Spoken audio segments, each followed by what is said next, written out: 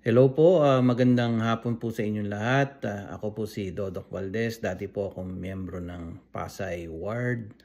At nakilala ko po si Chiki nung kami umpisa, nasa high school po. And then eventually, naging member po ako ng church. And then hanggang sa college, kaklase ko po siya, 2 taon po.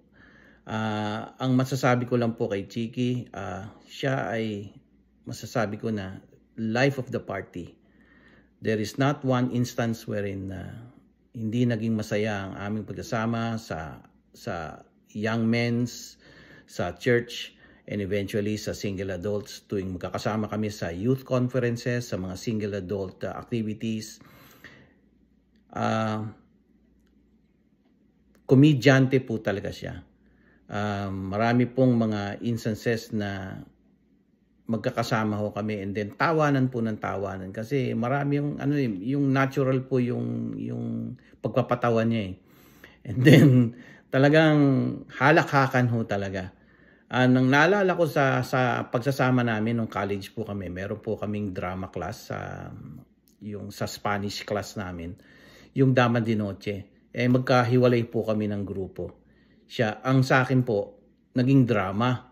Pero kay Chiki naging comedy kasi walang ginawa si Chiki kundi mangyakap dun sa leading lady niya at saka sa magre-request ng kiss. Kaya yung buong klase ay tawanan ng tawanan. Overall, it was very fruitful yung drama class na yun. Isa pa sa mga naalala ko kay Chiki is yung the way na pagka may karibal siya sa panliligaw. Kung laitin niya or alaskahin niya yung it may sound during that time na nakakatawa talaga dahil the way na aarte siya tapos lolokohin niya yung karibal niya, ganito, ganyan. Marami pong mga bagay na pag nagkukwentuhan mo kami mga gatherings is very fruitful at saka very yung tawanan po is walang non-stop, I would say.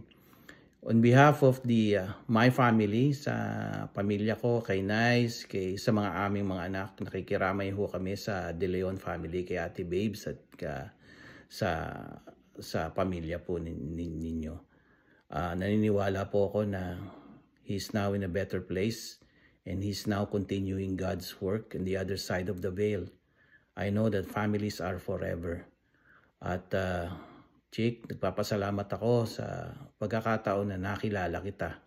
Naging magkaklase tayo, marami tayong pinagdaanan sa eskwela, sa mga experiences natin. At sa simbahan na particularly. And I know na magkikita rin tayo pagdating ng panahon.